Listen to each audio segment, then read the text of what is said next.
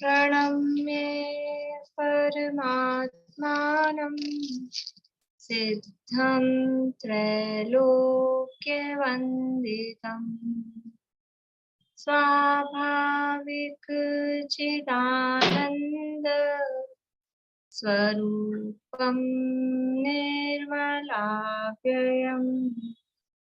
शुद्ध जीवादि द्रव्याणां देशिकं च जिनेश्वरम् द्रव्य संग्रह सूत्राणां वृत्तिं भक्षे समासुता जीवमजीवमदत्वम् जिणवरवसहेण जेणनिर्दिष्टम् देविन्दविन्दवन्तम् वन्दे तं सर्वदा शिरसा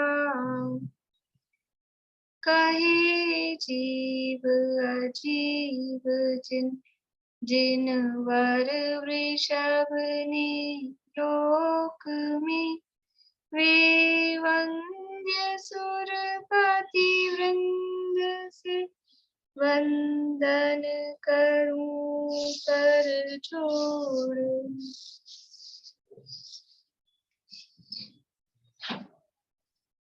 गाथा पाठ करना है।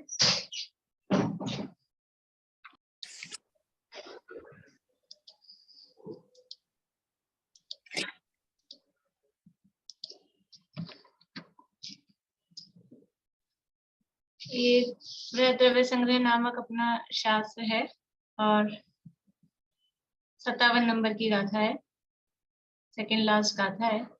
इस गाथा के आधार पर चर्चा चल रही है। यहाँ पे ध्यान की प्रेरणा ही दिए जा रहे हैं। अब से पिछले जो भी प्रकरण चल रहा है, ध्यान करना चाहिए और ध्यान का स्वरूप वो सब इस गाथा में भी वही उसका ही उपसंहार करते हुए यही बताया है। देखिए गाथा और पद्यानुवाद का पाठ करते हैं अपन।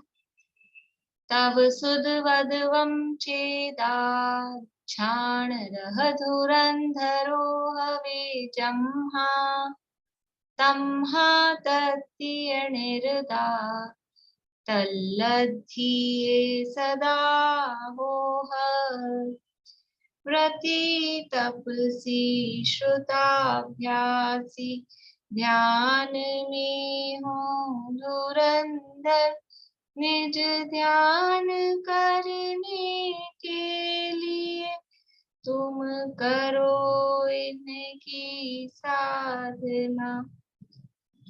यहाँ टीका में सबसे पहले तप, ये गाथा का अर्थ बताया, फिर तप का, शुद्ध का और व्रतों का, दोनों का स्वरूप द्रव्य भाव रूप से अथवा निश्चय व्यवहार रूप से, इन तीनों का स्वरूप बताया। और फिर कहा कि यदि ध्यान में हम धुरंधर यानी प्रवीणता निष्णात होना चाहते हैं तो इन तीनों में भी अपने को लगे रहना चाहिए। लद्धिये तल्लद्धिये यानी उसमें भी लीन, उसमें तत्तीय निर्दा उसमें लीन रहेंगे तो फिर उस ध्यान की प्राप्ति हमको होगी, ऐसा यहाँ कहा है। और फिर जब ये कहा तो शिष्य ने प्रश्न उठाया। क्या प्रश्न उठाया कि आप कह रहे हो व्रतों में निरत होना चाहिए, लेकिन व्रत तो हे गए हैं, व्रत तो शुभ भाव रूप है और ध्यान है वो मोक्ष मार्ग स्वरूप है, वो वितराग भाव स्वरूप है, फिर उसमें लीन होंगे तो ध्यान कैसे होगा? क्या जवाब दिया इस बात का, बता सकते हैं आप लोग? ये जो प्रश्न किया उसका क्या जवाब दिया, बोलिए पूर्णिमा। जो व्रत तप शुभ का जो बोला ना, तो पहले तो जो आवृत्ति अवस्था है ना, उससे व्रती अवस्था में आने के लिए कहा गया है, मगर उसी में लीन नहीं रह जाने का, शुद्ध में पहुंचने के लिए तो इन व्रतों का भी त्याग करना पड़ेगा। मतलब अपने आप स्वयं छूट जाएंगे जब शुद्ध अवस्था में लीन होएगा ना, शुद्ध आत्मा में, तो ये व्रत भी एक रूप से छूट ही जाते हैं, ये इसमें कहा गया है। नहीं, वो व्रत तो छूट जाते हैं, लेकिन व्रतों का ग्रहण भी कहा है ना, वो वाली बात बतानी पड़ेगी ना, क्योंकि यहाँ तो कह रहे हैं ध्यान के लिए व्रतों का अभ्यास करो, उसमें निरत हो, तो वो वाला पक्ष भी तो देना पड़ेगा। कौन तो से पहले व्रत तो जो करते हैं? आवृत्ति था तो उसको त्याग करा दिया कि आवृत्ति से व्रतों में आओ, तो वो हिंसा झूठ चोरी वाले ये सब व्रतों का त्याग करके वो पांच व्रतों में आ गया। फिर उनका भी जो बताया था ना, वो 2 प्रकार से, प्रवृत्ति रूप और निवृत्ति रूप। तो प्रवृत्ति रूप जो व्रत है ना, तो उनमें तो सत्य का पालन करने रूप तो व्रत रहेगा और असत्य का त्याग हो जाएगा। एक का त्याग हुआ और सत्य रूप प्रवृत्ति रही। इसी तरह से 5 व्रतों में लगाना पड़ेगा। हिंसा का त्याग हुआ पूर्ण रूप से, पर अहिंसा व्रत में जो प्रवृत्ति रही ना, तो वो भी नहीं होना चाहिए, मतलब उसका भी धीरे धीरे त्याग होगा। सत्य चोरी का भी इसी तरह से, बिना दिए कोई वस्तु नहीं लेने का। और जो दिया जल वगैरह वो का मंडल में, ठीक है। हाँ, फिर वो 5 प्रकार से रहेगा, निवृत्ति रूप और प्रवृत्ति रूप दोनों प्रकार का। उनका भी जब शुद्धात्मा में लीन होएगा ना, तो ये भी त्याग हो जाएगा। यानी शुद्धात्मा में लीन होने पर फिर व्रतों का त्याग हो जाएगा, ठीक, अपने आप हाँ। हो जाएगा। ठीक है। पर इसमें ये भी कहा है कि शुद्धात्मा में लीन होने पर भी व्रत रहेंगे, व्रतों का ग्रहण है, वो वाला पक्ष भी बोलना है। वो वाला पक्ष वितराग कौन सा है? भाव बोलिए जो निशान।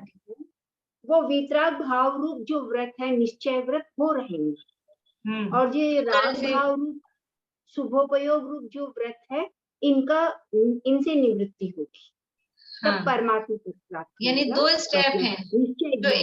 एक स्टेप ये है जो आप बता रहे हैं पूर्णिमा आंटी, कि पहले अव्रतों का त्याग करके व्रतों में प्रवृत्ति होगी, और फिर जब शुद्धात्मा का ध्यान होगा तो ये व्रत छूट जाएंगे। लेकिन शुद्धात्मा के ध्यान के समय सारे व्रत नहीं छूटेंगे। उसमें कहा था एक देश व्रत, एक देश व्रतों का त्याग होगा। वो एक देश व्रत कौन से हैं? जो प्रवृत्ति रूप व्रत है, उनका त्याग है। और जो महाव्रत, त्रिगुप्ति लक्षण रूप जो है, यानी जो शुद्धोपयोग रूप वाले जो व्रत हैं, या उसको निश्चय व्रत कहो, वो व्रत तो उस ध्यान में गर्भित है। इसीलिए कहा है कि व्रती तपसी श्रुताभ्यासी ध्यान में धुरंधर होते हैं। तो ध्यान में उस निश्चय व्रतों को तो ग्रहण किया है, निश्चय व्रतों का ध्यान में ग्रहण है।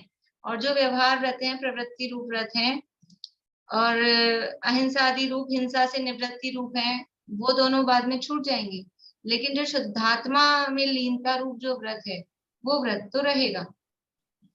बोलिए प्रमिला जी। पेज नंबर 260 में है, त्याग का क्या अर्थ है, उस लाइन के ऊपर।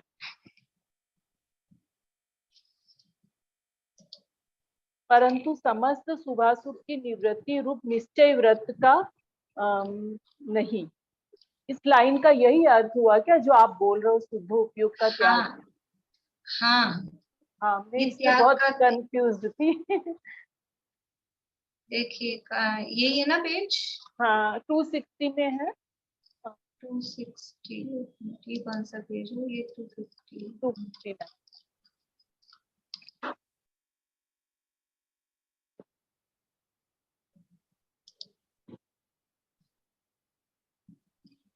देखो यहाँ ये लिखा है ना, ये रहा।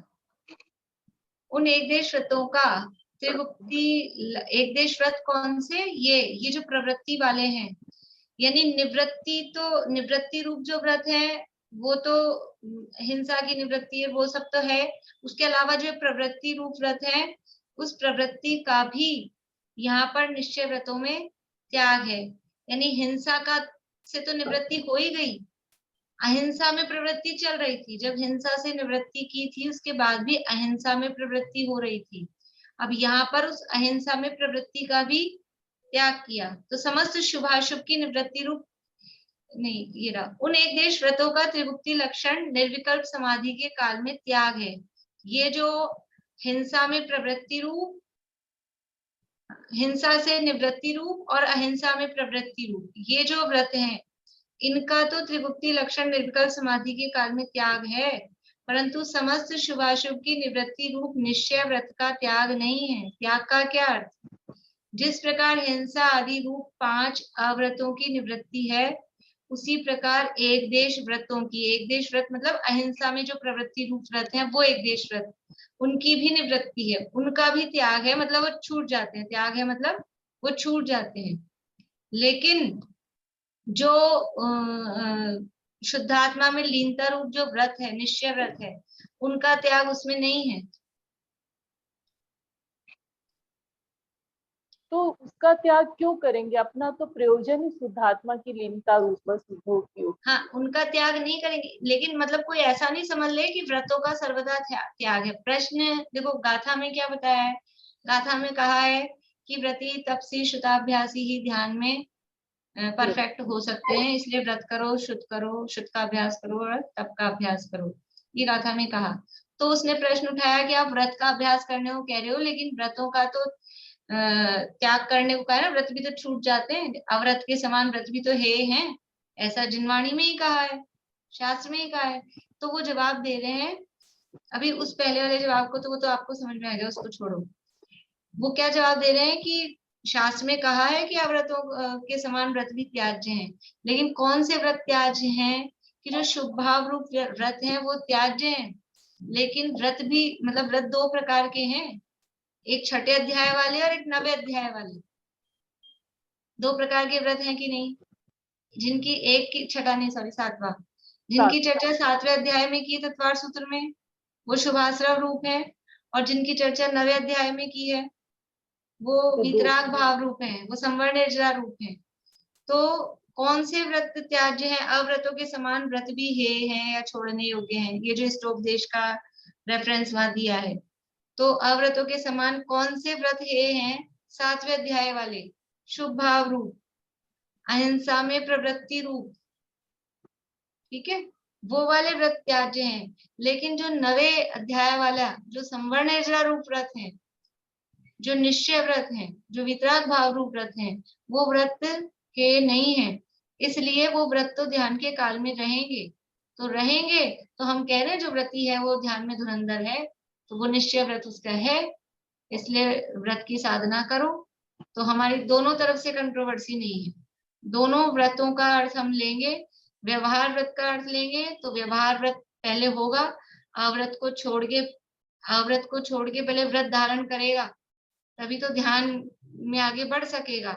तो इस प्रकार से व्यवहार व्रत वाला भी ध्यान में धुरंधर होता है। और निश्चय अर्थ लें तो निश्चय अर्थ में निर्विकल्प समाधि के काल में उस निश्चय व्रतों को तो ग्रहण किया ही है, उनको त्याज्य नहीं कहा है। तो जो निश्चय व्रत हैं वितराग भाव रूप, शुद्ध भाव रूप, उनका वहां ग्रहण है। बोलिए पूर्णिमा आंटी, आपका चेहरा बड़ा गंभीर दिखाई दे रहा है। तो निश्चय व्रत में अपन क्या लेंगे? शुद्ध भाव व्रत थोड़ी कहलाते हैं, शुद्ध भाव तो स्वरूप शुद्ध निंदा भाव हो रूप भी व्रत क्यों नहीं होते? जब हम आवश्यकों में कहते हैं ज्ञानी श्रावक की हो, आंशिक शुद्धि वो निश्चय से छठ तो आवश्यक है। आंशिक शुद्धि अपने स्वरूप लीनता होगी तो उसमें व्रत कहाँ आएगा? वो उसको भी वही वो निश्चय से वही, तभी तो वो संवर्ण निर्जरा का कारण क्या होगा? नवे अध्याय में भी लेते हैं ना, मुक्ति समिति धर्म अनुप्रेक्षा परिचय चारित्र्य, वो सब संवर के कारण लिए।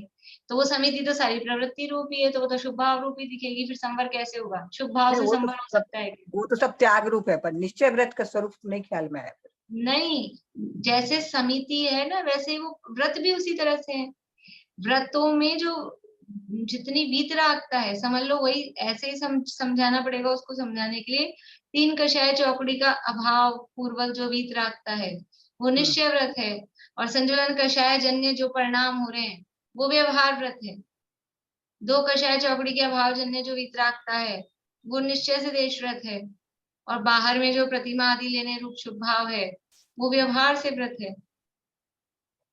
तो वो निश्चय व्रतों का ध्यान में निषेध नहीं है।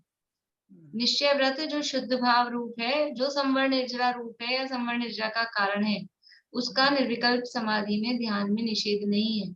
मतलब जो कसाय चौकड़ी का अभाव हुआ, जो कसाय चौकड़ी का अभाव रूप शुद्धता प्रकट हुई, उसको व्रत कहा जा रहा है। हाँ, वही निश्चय व्रत है, वही निश्चय व्रत है, वही निश्चय व्रत है, वही निश्चय तप है, वही निश्चय समिति है, वही निश्चय गुप्ती है। निश्चय तो एक ही टाइम, मतलब निश्चय में वैरायटी है नहीं, निश्चय तो वही है।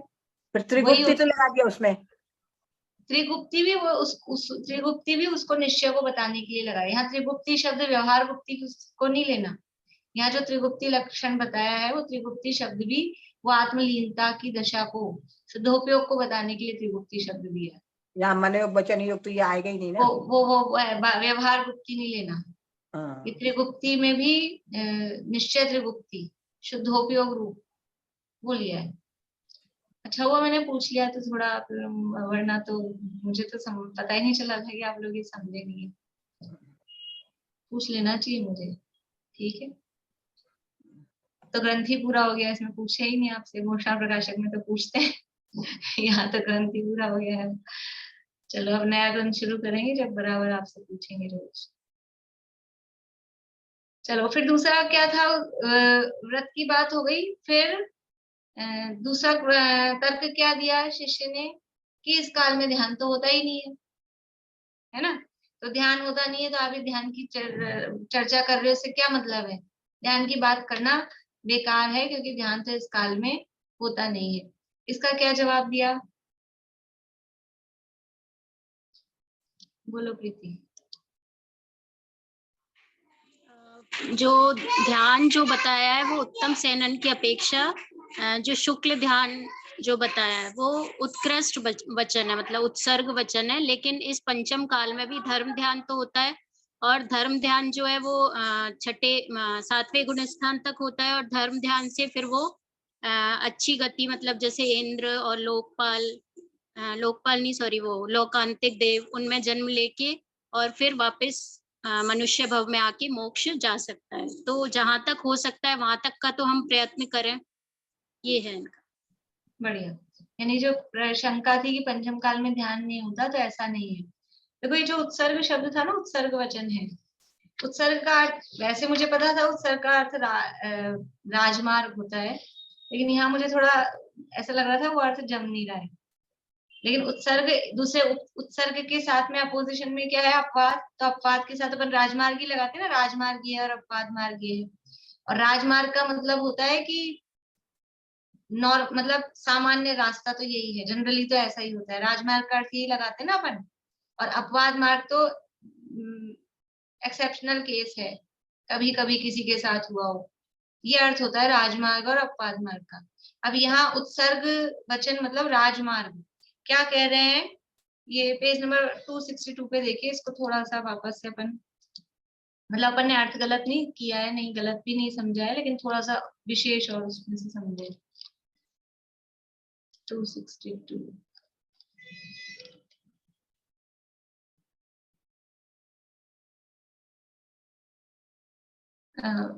इस समय पंचम काल में जिन्हें देव शुक्ल ध्यान का निषेध करते हैं, परंतु श्रेणी आरोहण से पूर्ववर्ती धर्म ध्यान का अस्तित्व बताया है।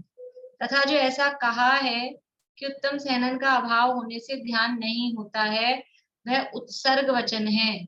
मतलब जनरली जो ध्यान मतलब शुक्ल ध्यान। अब यहाँ ये जरूर है कि ध्यान का अर्थ ये शुक्ल ध्यान कर रहे हैं, और वो ध्यान यानी शुक्ल ध्यान किसके होता है? कि जो उत्तम सहनन वाले हैं उन्हीं के होता है। इसलिए उत्तम सहनन का अभाव होने से ध्यान नहीं होता। राजमार्ग तो यही है, जिनके उत्तम सहनन होगा वही श्रेणी चढ़ पाएंगे, श्रेणी के योग्य ध्यान कर पाएंगे, उन्हीं के ध्यान होगा। शुक्ल ध्यान मतलब वो श्रेणी की दशा तभी होती है। और अपवाद रूप व्याख्यान से तो उपशम श्रेणी और शपक श्रेणी में शुक्ल ध्यान होता है, और वह उत्तम सहनन से ही होता है।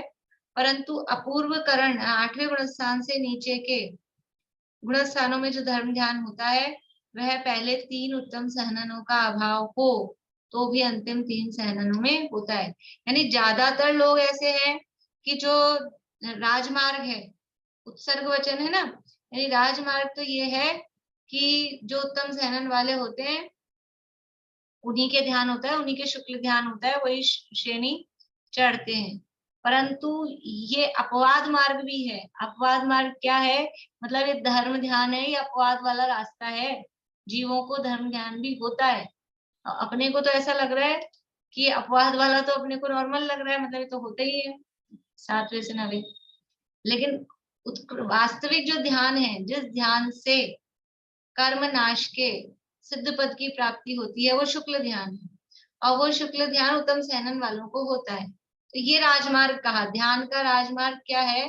कि उत्तम सहनन वालों को ध्यान होता है, क्योंकि ध्यान का जो वास्तविक फल है, ध्यान का फल क्या है? कर्मों का नाश, ये ध्यान का फल है। तो वो उस शुक्ल ध्यान से ही होता है।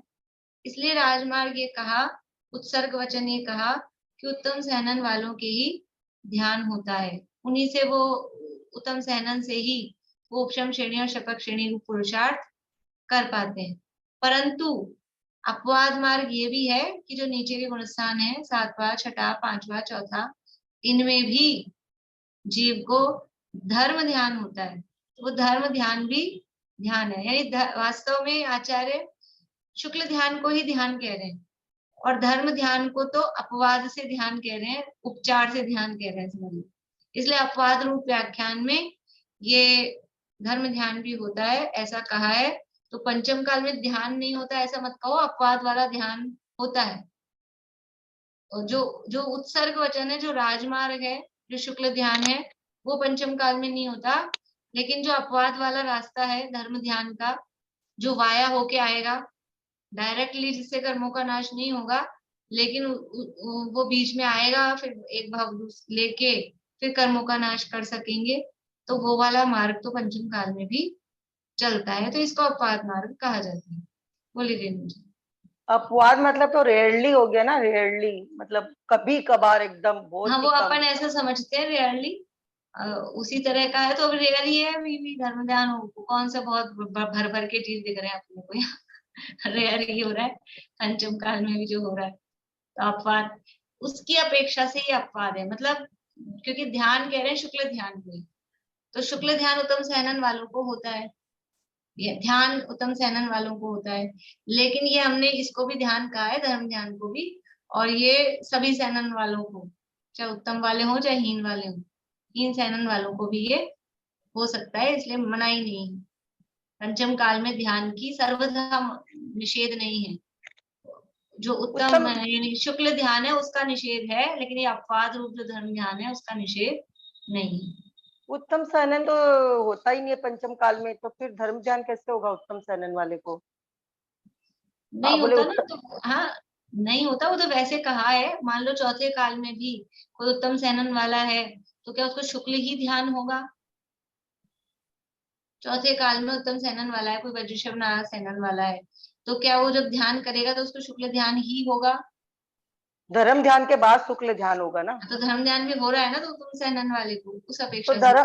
तो धर्म ध्यान छूटेगा तब शुक्ल ध्यान होगा। हाँ, वो तो धर्म ध्यान छूट जाता है जब शुक्ल में पहुंचेंगे, तो धर्म क्यों रहेगा, वो तो शुक्ल ध्यान हो गया। तो दोनों ध्यान तो एक साथ नहीं हो रहे हैं ना। अरे एक साथ नहीं हो रहे, लेकिन जिस जीव के वज्रशव नाराज सहनन है, उसको चौथा, पांचवा, छठा, सातवां गुणस्थान हो सकता है कि नहीं हो सकता है? तो उसको धर्म ध्यान हुआ कि नहीं हुआ? ऐसा नियम नहीं है कि वज्रशव नाराज सहनन वाले के शुक्ल ध्यान ही होता है, ये कह रही हूँ। एक साथ दोनों ध्यान तो किसी भी जीव को नहीं होंगे, धर्म ध्यान भी और शुक्ल ध्यान भी, ऐसा कैसे हो सकता है? एक साथ तो आर्त और रौद्र भी नहीं होंगे, एक समय में एक ही होएगा, वो नहीं हो सकते। लेकिन ऐसा नियम नहीं है कि उत्तम सहनन वालों को तो शुक्ल ध्यान ही होगा और हीन सहनन वालों को धर्म ध्यान ही होगा। ये तो नियम लगा सकते हैं, हीन सहनन वालों को धर्म ध्यान ही होगा अगर होगा तो। लेकिन उत्तम सहनन वालों को तो दोनों हो सकते हैं ना, धर्म ध्यान भी हो सकता है, शुक्ल ध्यान भी हो सकता है। बोलो प्लीज। भाभी, ये जो सेंटेंस है ना, इसमें अपवाद रूप व्याख्यान से तो उपशम श्रेणी और छपक श्रेणी में शुक्ल ध्यान होता है और वह उत्तम सहनन से ही होता है, तो ये अपवाद व्याख्यान कैसे हो गया? ये क्या है कि मुझे मतलब इसमें और आज मैंने विचार तो किया था, लेकिन ये ऐसा लग रहा है कि ये तो मतलब जैसे वापस से बोलते हैं ना, उत्सर्ग वचन की बात ऊपर कह दी और अब अपवाद की बात बतानी है, लेकिन वापस से उस उत्सर्ग वचन के वाक्य को वापस से कहा इन्होंने, परंतु लगा के फिर अपवाद बताया। अपवाद तो बताया परंतु लगा के, लेकिन वो उत्सर्ग वचन वाले बात को वापस से रिपीट कर दिया, ऐसा मतलब इसमें समझ में आ रहा है। या फिर इसको ऐसा अर्थ लें कि अपवाद रूप व्याख्यान से तो उपशम श्रेणी और शपक श्रेणी में शुक्ल ध्यान होता है, तो उपशम श्रेणी को अपवाद लें, क्योंकि शपक श्रेणी में ही शुक्ल ध्यान होता है। वो मुझे कम जम रहा है, और मैंने संयम भैया को भी मैसेज कर रखा है, वो जवाब देंगे, अभी देखा नहीं उन्होंने। तो और अगर कुछ इसमें फर्क आएगा तो अपन कल और इसकी बात करेंगे, वरना मुझे ऐसा ही लग रहा है कि ये तो मतलब ऐसा ही उसमें रिपीट नहीं करते अपन बात बोलते समय, बताना तो कुछ है लेकिन वो पुरानी बात को फिर से रिपीट कर रहे हैं, ऐसा इसमें प्रतीत हो रहा है। और आप लोगों को किसी को कुछ लग रहा हो, आज विनीता आंटी नहीं आए, और आप लोगों को किसी को कुछ भाव इसमें से लग रहा हो तो बता सकते हैं। मतलब थोड़ा वो वाक्य की जो रचनाएं है ना वो इस तरह की है, थोड़ी कंफ्यूजिंग सी है, तो जो संस्कृत से पढ़ के वो देखेंगे तो और अपन उसका अर्थ देख पाएंगे अच्छे से। देखिए ये इस तरह से, यानी 3 चीजें उन्होंने कही थी कि पहली बात तो व्रतों का, आप इसमें ध्यान में व्रतों को कैसे शामिल कर रहे हो तो उसका निराकरण किया। फिर इस काल में ध्यान ही नहीं होता तो ध्यान की चर्चा ही क्यों कर रहे हो, तो उसका भी निराकरण किया कि इस काल में ध्यान होता है, अपवाद वाला ध्यान होता है लेकिन होता है, ऐसा नहीं है कि बिल्कुल ही नहीं होता हो। ठीक है। और फिर अब तीसरी बात क्या है कि आपने कहा श्रुताभ्यास ही होना चाहिए, उसके लिए यहाँ पर ये प्रश्न उठाया है, पेज नंबर 261 बनी है ना, पेज 262, पेज नंबर 262। जो इस प्रकार कहा, ये बात हो गई थी है ना, यहाँ से पढ़ रहे हैं आगे, ये सब बात हो गई ना क्लियर, ये जो तत्वानुशासन वाली, और तत्वानुशासन संबंध भद्राचार्य का ही है, कल मैंने आपको कहा भी वही था लेकिन और कंफर्म नहीं, संबंध भद्राचार्य का ही ग्रंथ है। जो इस प्रकार कहा है कि 10 तथा 14 पूर्व के श्रुत ज्ञान से ध्यान होता है, वह भी उत्सर्ग वचन है। उसका प्रश्न क्या था, वो 2 प्रश्न उसमें थे कि एक तो पंचम काल में ध्यान नहीं होता और इस काल में द्वादशांग श्रुत का ज्ञान भी नहीं होता, 10 पूर्व और 14 पूर्व का ज्ञान भी नहीं होता। 10 पूर्व क्यों लिखा है, 10 पूर्व और 14 पूर्वी क्यों लिखा है, अकेला है तो 14 पूर्व लिख देते, 10 पूर्व क्यों लिखा, बोली निशा आंटी। वो जो 12वां है ना उसके अंदर वो सारे आ गए हैं दृष्टिवाद अंग के अंदर में, एक्चुअली मुझे पूरा अच्छी तरह याद नहीं आ रहा है। चलो बोलो प्रीति। 10 अंग है इसका मतलब? 10 अंग नहीं, 10 पूर्व और 14 पूर्व ऐसा कहा, बोलिए पूर्णिमा। 10 पूर्व का ज्ञान तो श्रेणी चर्चा से बहुत से मुनि राजों को हो जाता है, 14 पूर्व का तो द्वादशांग का जिसको ज्ञान होगा उसको 14 पूर्व का ज्ञान होगा, नहीं क्या? श्रेणी शुक्ले च आद्य पूर्व विदे, तो श्रेणी के समय पूरा 14 पूर्व का ही ज्ञान हो जाता है, अकेला 10 पूर्व का नहीं। हाँ तो नहीं, पर 10 पूर्व का ज्ञान तो होता है जिनको, तो उनका 10 पूर्व का ज्ञान, इसका कारण 10 पूर्व का ज्ञान सम्यक दृष्टि भावलिंगी मुनिराजों को ही होता है, 9 पूर्व तक तो मिथ्या दृष्टि भी जा सकता है। हाँ 10वें पूर्व का, और उनका उत्सव मनाने को देव लोग आते हैं ना 10 पूर्व का ज्ञान हाँ होने तो वो, हाँ विद्यानुवाद, इसलिए हाँ। 10 पूर्व लिखा, अलग से उसको मेंशन किया है क्योंकि 10 पूर्व का ज्ञान सम्यक दृष्टियों को ही होगा। और फिर 12 पूरे 14 पूर्व भी लिखे, यानी पूरे द्वादशांग का ज्ञान भी। हाँ। ये 10 पूर्व का ज्ञान और 14 पूर्व का ज्ञान वर्तमान में नहीं, वर्तमान में नहीं हो सकता है। हाँ 10 पूर्व का ज्ञान भी नहीं हो सकता है और फिर 10 का नहीं हो रहा है तो 14 का तो सवाल ही नहीं है। तो जो आप कह रहे हो श्रुताभ्यास वाली बात, तो श्रुताभ्यास कैसे बनेगा, वर्तमान में तो है ही नहीं इतना कुछ ज्ञान, ये इसका प्रश्न है कि श्रुताभ्यास की आप बात कर रहे हो तो श्रुत कहाँ है, श्रुत तो है द्वादशांग रूप, 11 अंग और 14 पूर्व रूप, वो पूरा द्वादशांग। तो 10 तथा 14 पूर्व के शुद्ध ज्ञान से ध्यान होता है, ये जो कहा है वह भी उत्सर्ग वचन है। कहाँ कहा है, ये जो सूत्र अभी अभी मैंने बोला, शुक्ले च आद्य पूर्व विद, कहाँ पर है सूत्र, कहाँ पर है ये सूत्र, तो आज सूत्र में है ना 9वें अध्याय में, 9वें अध्याय में शुक्ले च आद्य पूर्व विद है कि जो शुक्ल ध्यान में चढ़ते हैं और पहले शुक्ल ध्यान में पहुंचते ही वो पूर्वविद हो जाते हैं, या फिर उसको ऐसा लें कि जो पूर्वविद होते हैं उनको ये शुक्ल ध्यान होता है। ठीक है, तो जो इसलिए उसने शंका उठाई कि पूर्वविदों को शुक्ल ध्यान होता है और अब इस काल में तो पूर्वविद भी नहीं है, पूर्वों का ज्ञान भी नहीं है, 10 पूर्व 14 पूर्व का ज्ञान भी नहीं है, तो ध्यान कैसे हो सकता है। और वो शुक्ल तो शुक्ल शब्द यूज में नहीं लेंगे, शुक्ल उसमें कर भी रहे, वैसा बोलेंगे पूर्वविदों को ही ध्यान होता है, और ध्यान का मतलब ही अंडरस्टूड है शुक्ल ध्यान। तो पूर्वविदों को ध्यान होता है और वर्तमान में पूर्वविद है नहीं, पूर्वों का ज्ञान है नहीं, इसलिए जो आप कह रहे हो ध्यान की बात, तो वर्तमान काल में ये ध्यान नहीं हो सकता। प्रश्न समझ में आया? क्योंकि तत्वार्थ सूत्र में सूत्र दिया है कि पूर्वविदों को ही ध्यान होता है और वर्तमान काल में पूर्वविद होते नहीं है, हो सकते नहीं है, इसलिए वर्तमान काल में ध्यान नहीं हो सकता। तो जवाब दे गए हैं कि ये जो कहा कि पूर्वविदों को ध्यान होता है, वह भी उत्सर्ग वचन कहा है। राजमार्ग ये है कि ज्यादातर जो जीव ध्यान करते हैं, शुक्ल ध्यान में आरूढ़ होते हैं, वो पूर्वविद होते हैं, या शुक्ल ध्यान में आरूढ़ होते ही वो पूर्वविद हो जाते हैं। ठीक है, ये राजमार्ग है, ये उत्सर्ग वचन है कि जो जीव शुक्ल ध्यान प्रारंभ कर रहे हैं, उसको आरूढ़ हो रहे हैं, तो वो पूर्वविद होते हैं, वो इतने ज्ञानवान होते हैं, ये उत्सर्ग वचन है। परंतु इसमें भी अब क्या है,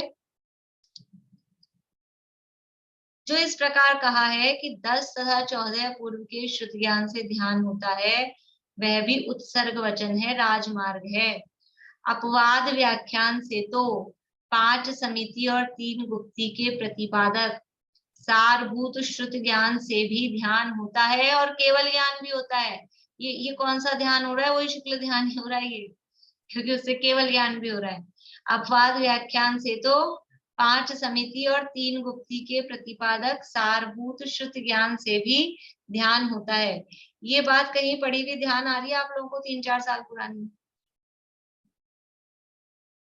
जो पहले अपन ने तत्वार्थ सूत्र पढ़ा था, कुछ ध्यान आ रहा है उसमें? ये बात पढ़ी थी, कहाँ पढ़ी थी, याद आ रही किसी को?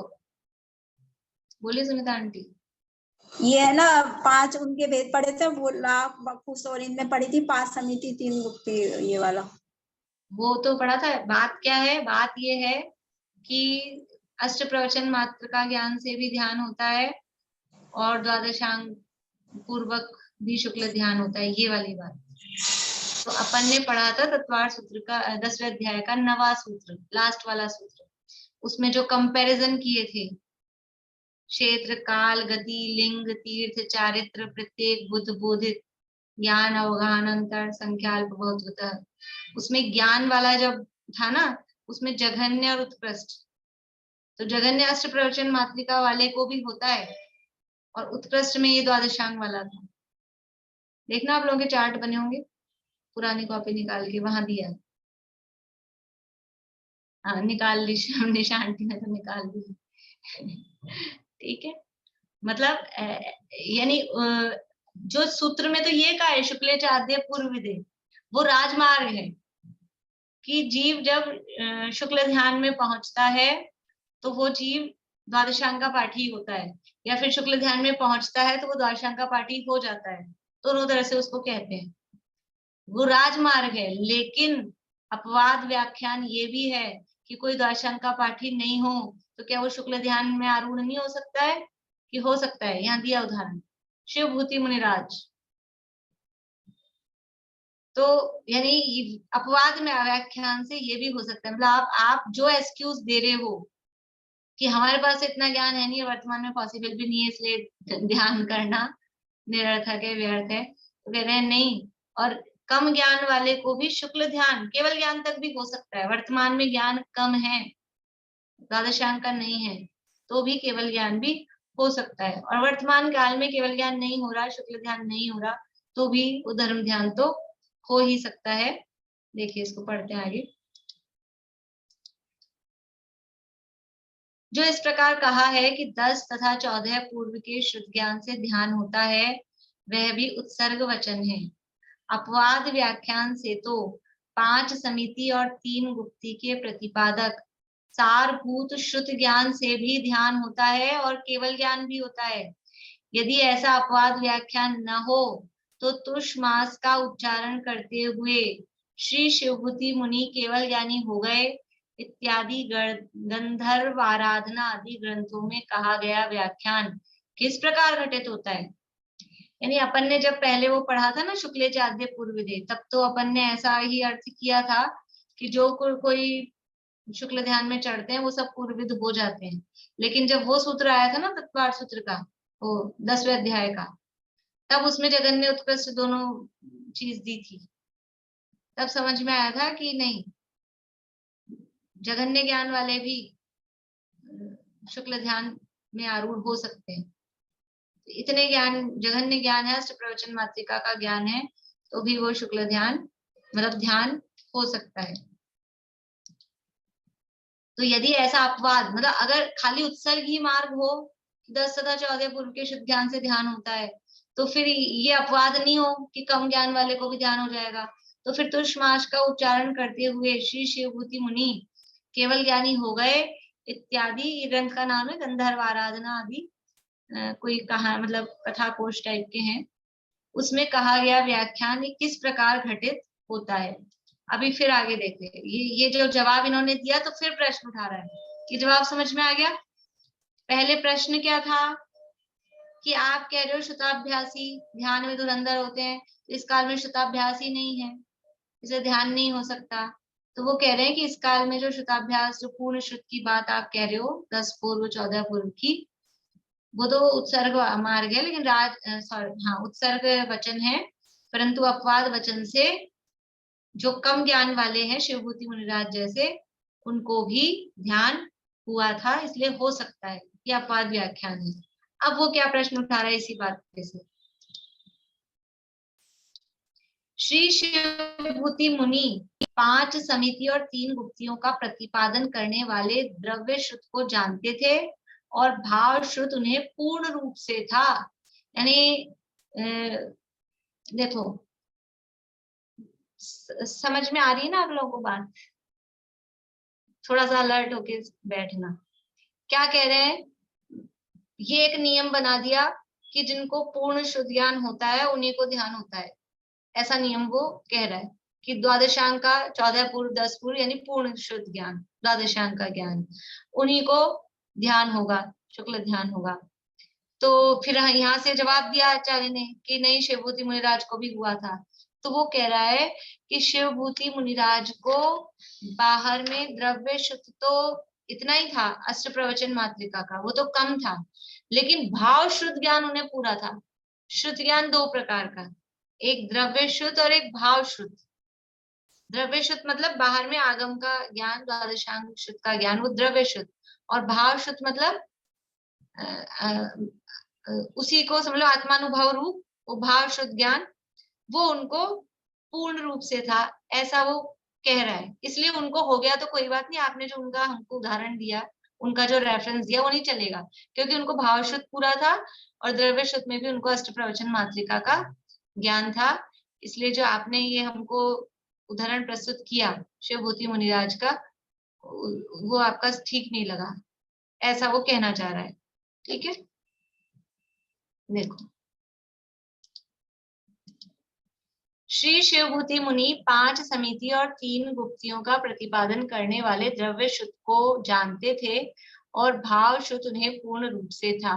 उत्तर, ऐसा नहीं कहना चाहिए, क्योंकि यदि वे 5 समिति और 3 गुप्ती के प्रतिपादक द्रव्य शुद्ध को जानते होते तो द्वेष न कर, राग न कर, इस एक पद को क्यों नहीं जानते। वो कह रहा है कि है ना, उनको 5 समिति 3 गुप्ती का ज्ञान था, और ये क्या कह रहे हैं, उनको 5 समिति 3 गुप्ती इनका भी ज्ञान नहीं था।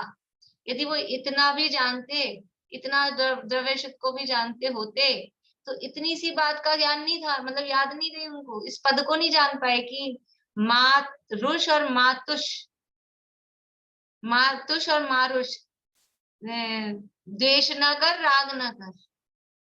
ये देखो ऊपर लिखा होगा संस्कृत में, ये रहा, मारुसह मातुसह, यानी द्वेष मत कर और राग मत कर।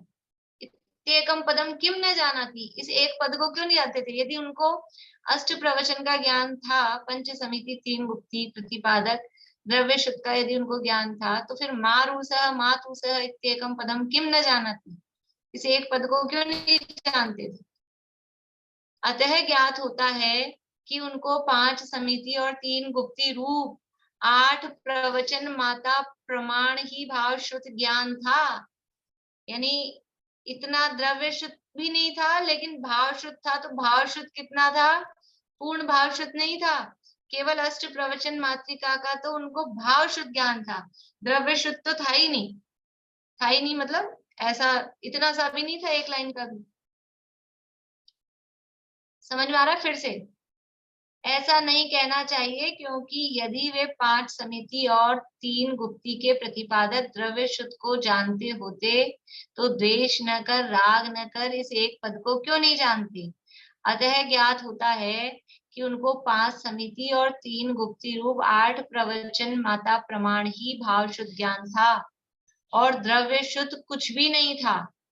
यह व्याख्यान हमने कल्पित नहीं किया है, ये हम अपने मन से नहीं कह रहे हैं, वह चारित्र सार आदि शास्त्रों में भी कहा गया है।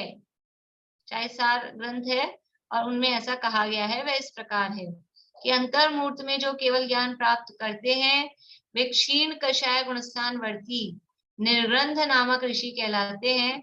उन्हें उत्कृष्ट रूप से 14 पूर्व शुद्ध ज्ञान होता है, और जघन्य रूप से 5 समिति और 3 गुप्ती जितना ही शुद्ध ज्ञान होता है।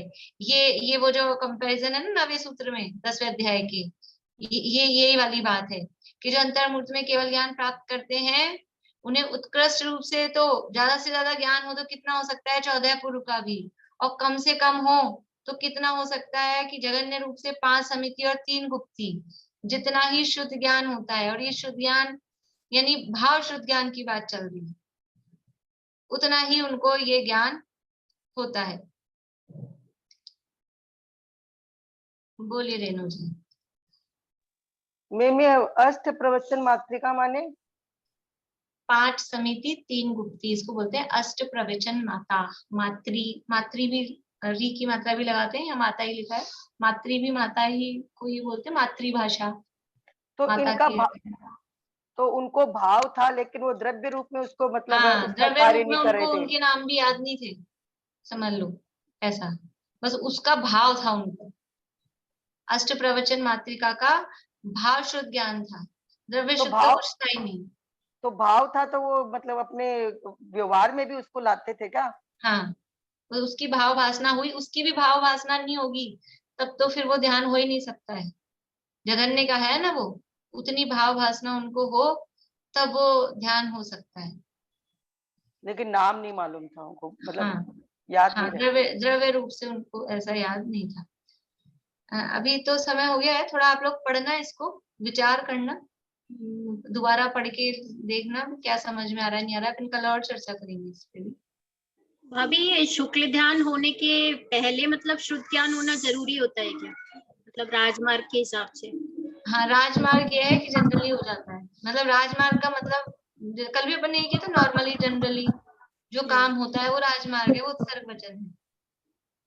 और या फिर दूसरा भी जो अर्थ अपन ने किया था, उत्कृष्टता की अपेक्षा से जो कह रहे हैं वो राजमार्ग है। उत्कृष्टता के रूप से जो कहा वो राजमार्ग है, तो उत्कृष्ट रूप से ये हो सकता है। ये छठे से हो सकता है शुद्ध ज्ञान,